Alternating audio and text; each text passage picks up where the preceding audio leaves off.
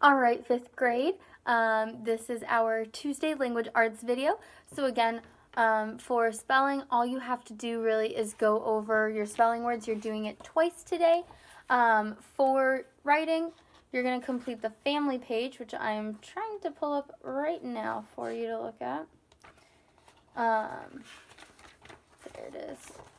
So you're going to be doing the family page of your biography research report. So again, you don't have to have any of these in full sentences, but please make sure you have the picture, because if you don't, it is points off. You don't have to draw it. If you don't want to, you can just print off a picture. Okay? Now today for grammar, I'm looking right at the page, and we're looking at A and B. So I'm going to do 2 from A and then one of them from B. Okay? So we're going to do numbers 1 and 3. Have you eaten? 1 and 3 from part A. And then down below, it's be prepared. Okay. So I have these written out. And now what it says is, read each question or command, underline the verb or verb phrase, write the subject on the line. So, what would be the verb in this? Well, we have 2 of them. The first that we probably already know is eaten. However, have is also a verb. So it's part of the verb phrase. This would be a helping verb normally, like you have been doing this. So our subject would be you. So you are underlining both have and eaten, and you're writing you on the line.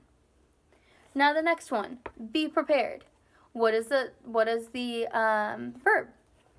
The verb is just be. Okay? Prepared is more of an adverb. You can be prepared. The meat was prepared, something like that. It's more of an adverb. It's not a verb.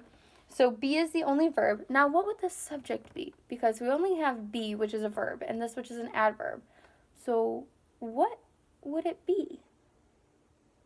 It would be you, if you haven't guessed that.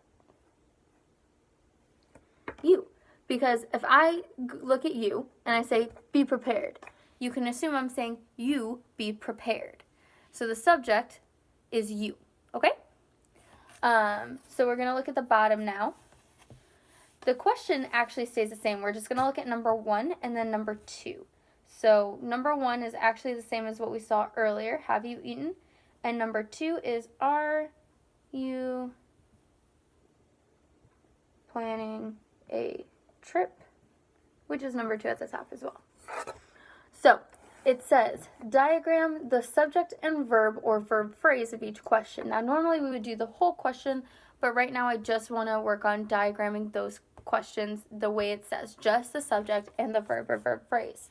So as we talked about earlier, the subject of have you eaten is you.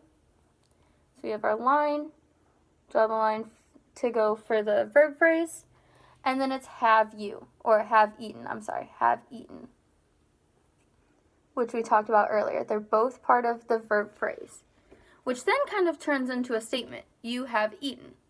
Kind of fun. Now, are you planning a trip? Well, what is the subject? The subject, again, is you. So we're going to start our line, you. Planning is definitely one of our verbs, but so is are. Are is kind of like have up here. It's also part of the verb phrase. So you're going to say are planning. Okay? And if you wanted to finish this one out, you don't have to, but if you wanted to, what are they planning? A trip. What trip? A trip. Okay? You don't have to include this part. What I'm looking for are these 2 with a 1 line in between, but you can include that if you want. All right?